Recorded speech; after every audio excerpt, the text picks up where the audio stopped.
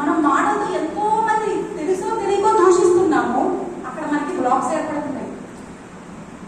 అదేమనుకుంటున్నాం, doctor ఏమైనా సమస్య పరిష్కారం ఇస్తారేమో డాక్టర్ దగ్గర చెప్తున్నాం. ఏ డాక్టర్ మన ఆరోగ్యానికి ఈ సొల్యూషన్ ఇస్తాడే కానీ అది టెంపరీగా కానీ పర్మనెంట్ గా కాదు. మన ఆలోచనలు బట్టే మనకి హెల్త్ ప్రాబ్లమ్స్ వస్తాయండి. నువ్వు పాజిటివ్ గా ఆలోచించు, మంచి ఆలోచనలు ఆలోచించు, నీకు అది మంచిగానే ఉంటుంది, నీ ఆరోగ్యం మంచిగా ఉంటుంది. నువ్వేమనుకుంటావు, నేను మంచిగా ఉంటే చాలు, నా చుట్టూ ఉన్నోడు ఎట్లా ఉన్నా పర్లేదురా అనుకుంటావు. కరెక్ట్ కాదు.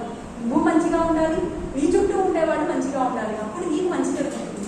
ఇప్పుడు ఏమనుకుంటావు, నా ఆరోగ్యం చాలు, నేను చాలు, నా పిల్లలు చాలు. కాదు కదా, ప్రపంచం అంతా ఆనందంగా ఉండడం చూడాలి. అప్పుడు నువ్వు నీ జీవితం ఆటోమేటిక్గా ఆనందం అయిపోతుంది. అదే ఆలోచించుకోవాలి. సో ఇప్పుడు థైరాయిడ్ వస్తుంది, ఎందుకు వస్తుంది? అదంతా మన చేతుల్లోనే ఉందండి. ఏ హెల్త్ ప్రాబ్లం వచ్చినా మనం క్యూర్ చేసుకోవచ్చు. మనకు బుక్ ఉందండి, మీ ఆరోగ్యం మీ చేతుల్లో.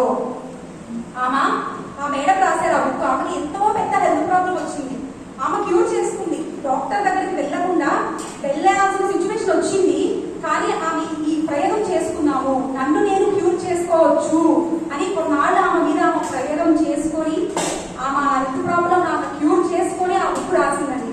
ఒక్కొక్క హెల్త్ ప్రాబ్లం ఎందుకు వస్తుంది, థైరాయిడ్ ఎందుకు వస్తుంది, మోకాళ్ళ నొప్పులు ఎందుకు వస్తాయి, కడుపులో నొప్పి ఎందుకు వస్తుంది, కళ్ళకి కొంతమంది ప్రాబ్లమ్స్ వస్తాయి. ఇప్పుడు కళ్ళజోడు ఎందుకు పెట్టుకుంటున్నారు, కళ్ళజోడు ఎందుకు పెట్టుకుంటున్నారంటే ఎంత వ్యాలిడ్ రీజన్ ఉండే.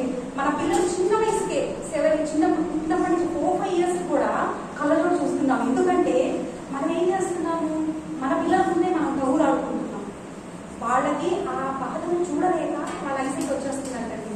ఎంత ఉందో చూడండి.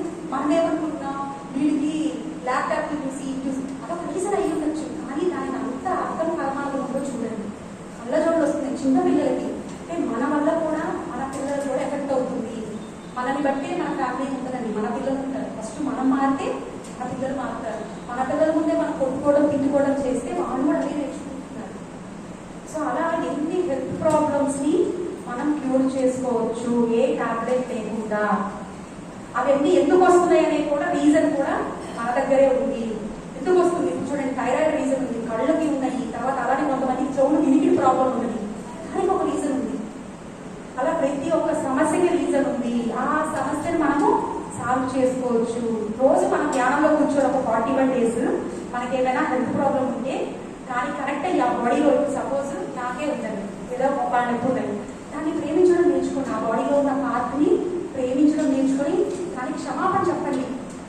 ఏదో అజ్ఞానంతో తెలియక నేను అలా చేశాను, ఇబ్బంది పడింది, నేను అజ్ఞానంతో చేశాను, లేదంటే దాన్ని విమర్శించడం వల్ల ఏదో గత జన్మలో కర్మ కూడా న్యాయ అవుతుంది. గత జన్మలో ఏ కర్మ చేసామో కూడా అది కూడా ఈ జన్మలో అనుభవిస్తున్నాం. అక్కడ ఏ కర్మ చేసామో మనకి తెలియదు, ఎందుకంటే మనం భూమి మీద వచ్చేసరికి మనం మాయతో కప్పిపోయబడి ఉంటున్నాం. సో గత జన్మలో ఏ కర్మ తీసుకొని వచ్చామో తెలియదు, దాన్ని కూడా మనం ఇప్పుడు మోసుకుంటూ దాన్ని కూడా రిలీజ్ చేసుకోవాలి. అలా ఎన్నో జన్మల నుంచి వచ్చి కూడా మనం ఈ జన్మలో రిలీజ్ చేసుకోవడానికి ఇంత అద్భుతమైన ధ్యానానికి కనెక్ట్ అయి ఉన్నాం. కాబట్టి మనం రోజు ఒక 41 days ఏదైనా హెల్త్ ప్రాబ్లం